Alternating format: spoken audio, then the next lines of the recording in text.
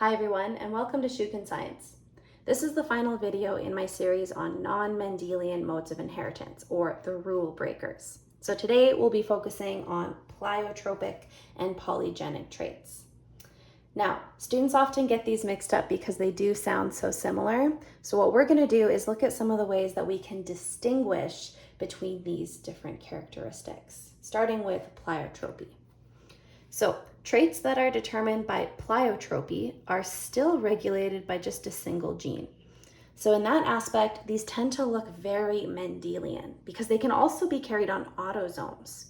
However, unlike Mendelian inheritance, where this one gene affects one trait, pleiotropy is what happens when a mutation in one gene has wide-ranging consequences. So one gene affects many traits.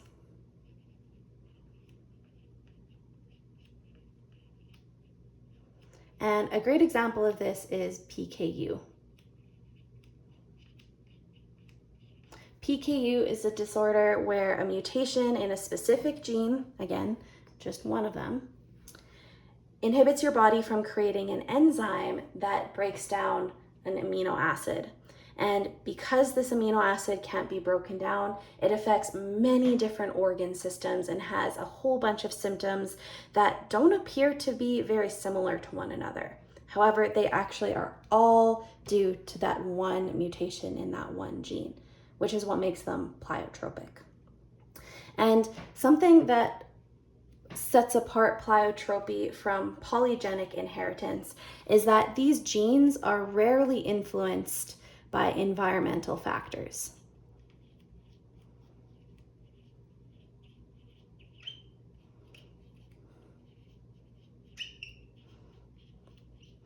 And now we know that most genes in our body are impacted by the environment in some way. We know that through studying epigenetics, the environment can determine how loudly certain genes are expressed. However, for most genes that are determined by pleiotropic modes of inheritance, the environment has very minimal effects on the expression of those characteristics. And then as a result, most of the characteristics we see here are classified as discrete, which means you either have it or you don't. Either that gene is mutated and you have PKU, or the gene is not mutated and you don't have PKU. There isn't a spectrum of different possibilities. And so when we plot the incidence of these traits on a graph, it's really gonna just come down to either you don't have PKU or you do have PKU. It's very simple. It's one or the other. And again, that's very different from what we see with polygenic inheritance, because for polygenic traits, this is where we have a single trait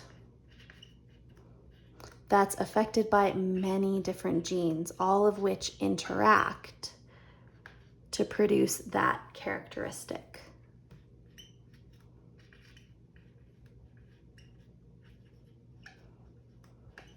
And a good example of this would be height. You don't just have a single gene that determines how tall you are. You have a bunch of different genes, all of which are interacting with one another as well as with the environment to determine how tall you get. So polygenic traits are often influenced by environmental factors.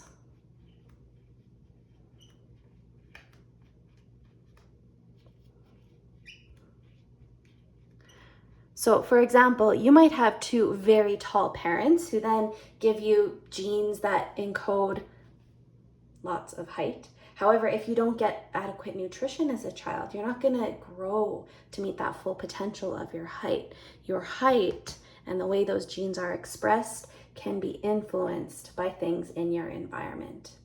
And because of this, because of that impact of the environment, often what we see for polygenic traits is that they are classified as continuous, which means they can be plotted on a wide spectrum of possibilities. we don't just have tall people and short people, we have people of every height in between. And so when we plot those on a graph, they tend to look more like this. We have some people who are relatively short, some people who are relatively tall, and then a lot of people kind of in this middle version. And so those are some of the ways that you can distinguish between those modes of inheritance. The last way is that polygenic inheritance is very hard to do any kind of problem solving with because we can't just pin it down to one gene. So in the next couple of videos, I'm going to start going through some practice questions using some tools like Punnett squares and pedigrees. Polygenic traits are not great targets for that kind of problem solving.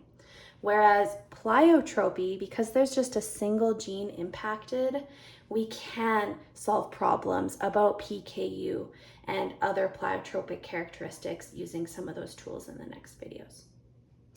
Thanks, everyone.